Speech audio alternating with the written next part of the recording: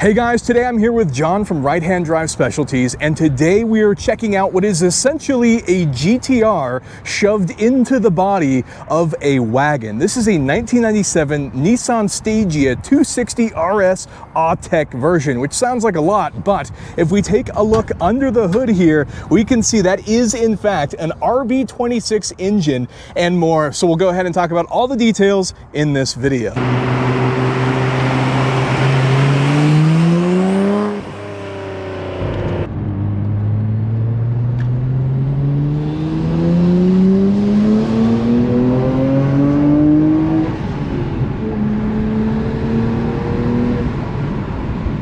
So now that we've established that this is an insane, basically R33 GTR shoved into a wagon, what exactly is this car? What's the sort of history of this thing, John? Well, originally Nissan Stagea started out as a four-wheel drive automatic car. Comes with an RB25 single turbo normally. There are some variants that do come with an optional 5-speed manual, but normally they are just RB25 single turbo automatics. So it's definitely special to get the RB26, the GTR drivetrain, as well as the 5-speed. Yeah, so, and I mean, they didn't just drop the RB26 in this, right? There was a lot of thought put into this. So I think first we have to talk about the background of the company that sort of built this, right? So that would be Autech, which is essentially a Nissan factory tuning house that we never saw here in the States, right? But then built these cars. And if I'm not mistaken, they existed in the late 80s and then kind of into the 90s. Yeah. Like we still have Nismo, but Nismo was slightly different from Autech. Yeah, Nismo is kind of the entry level into their more aftermarket support for their cars. Autech is more of the next step, more towards luxury and a little bit more fine tuning, because they just don't do just, engine parts. They, do some stuff in the interior, change some fabrics, do the factory body styling. This is a one-off kit just for the 260RS. And so it's, Autech cars are definitely very nice. There's other cars like S15, they have an Autech version that's RB26 naturally aspirated, and it's a convertible as well. Which is very crazy. So Autech definitely likes to switch it up and make things a little different, make their cars very stylish. Yeah, I mean, this car looks, way different. If you're not familiar, we'll go ahead and throw up a photo of what the standard Stagea looks like. Also featured on the shop tour we did of the Righthand Specialties shop. But we should start getting into why this car is so significant. So first of all, these were a super limited production. I believe from some internet Google searches the other day, there are 1,734 of these that were produced by Autech. Correct, and I want to say that's close to a 2 or 3 year period. So yeah, very limited run. And you really don't see too many of them often. A lot of them stayed in Japan and are in, personal collections. But every now and then we see them come up on the market, and we try to bring them here to open up that market to the US. Yeah, so this is one of the ones that you guys have actually ended up importing here, right? And even as your name implies, this one is right-hand drive, as we never got these in the States. But incredibly cool car. So let's start talking through the details. Obviously, we throw the RB26 at the beginning, but what else was changed to make this the Autech version from the standard Stagea?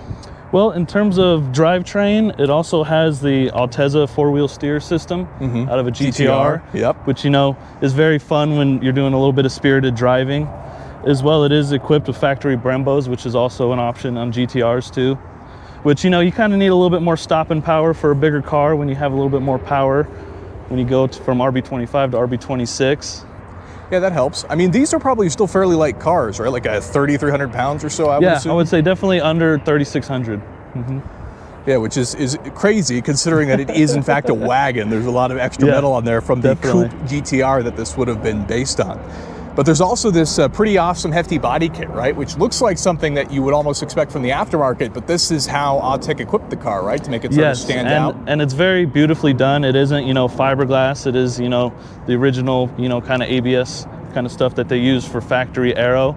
And yeah, it's a little subtle, slightly aggressive, but yeah, it's definitely very clean body lines.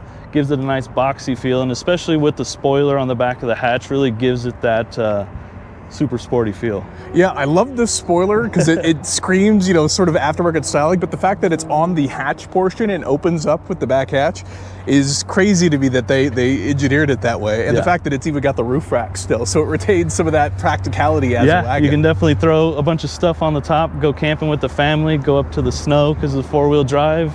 It's definitely a year-round kind of car.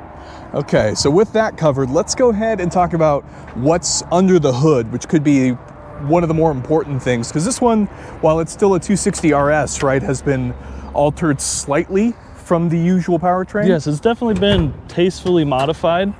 It's definitely a 90s era build with, you know, a lot of iconic HKS parts. We have HKS aftermarket twin turbos, the HKS hard piping kit, HKS front mount intercooler, fuel rail, injectors. What makes this one slightly different is it does have an aftermarket intake manifold, because usually RB26 has individual throttle bodies for each cylinder. This has been converted to an aftermarket one with just one big throttle body. And I imagine some of that is done for simplicity, right? A lot of cars that came with twin turbo setups, sometimes in the aftermarket and, you know, post in the used form, we see people simplify them, so to speak. So single turbo setups and stuff like that. Yeah, simplifies it, makes it a little bit easier to tune, you know, in terms of throttle response. And depending on who you ask, some people kind of prefer just the one throttle body, and some people like the sound and, you know, the feel that you get out of individual throttle bodies. Right.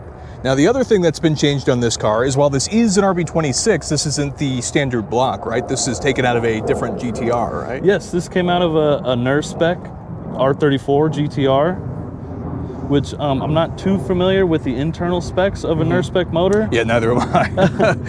But I do know they're highly sought after, and they make good power. Yeah, I mean, from the factory, this would have had a obviously turbocharged RB26, and I believe the factory rating was 276, which obviously is the gentleman's agreement. Yeah. And the story behind that essentially is all of the Japanese manufacturers agreed to state the cars as rated as 276 horsepower so that the horsepower wars wouldn't get out of hand, kind of like what we typically have happen here in the States. So even though it stated it was 276, really it was probably more around 320 horse or so. 300 to 325 is pretty common. But especially with the RB motors, you know, you put a good exhaust on them, a good front mount intercooler setup, and you kind of just let them breathe, and, you know, you're capable of anywhere from 400 or 500 easily. Yeah, I mean, you know, guesstimating on this one with the different HKS setup and some of the other things that have been changed, do you know roughly what this might be pushing at? I would say the boost is pretty conservative. I want to say we're still, you know, under 20 pounds of boost, but right now this current setup is anywhere from mid 400s to maybe close to 500. Which is a ton of power. But yeah, mostly just relies on, like the boost setup, and it's still on pump gas as well. And, you know, you could go E85 or, you know, a higher octane fuel, and those numbers will skyrocket. Right, always lots of tunability, but this is a much more streetable, reliable, you know, not going to blow up on you randomly. Yeah, very enjoyable to drive. It has a stock style clutch, so it's very fun to drive around town, you know, run some errands, but still, you know, do a couple highway pulls and hear the RB sounds. Definitely. And then of course there's even some extra goodies here, right? Obviously the Nismo strut bar is a pretty cool detail that I imagine is worth a considerable penny these days. Yeah, the old Nismo logo stuff goes for a lot of money. A lot of it wasn't, you know, highly produced, so it's very sought after in terms of Nissan collectors. Same with the strut bar, and it also has the stopper for the clutch master cylinder, which is also a pretty sought after part. But just little tidbits like that is you know, what makes this car very interesting. Okay, so with that, let's go ahead and take a look at the interior. Is probably the next best place to start, right? Yeah, definitely.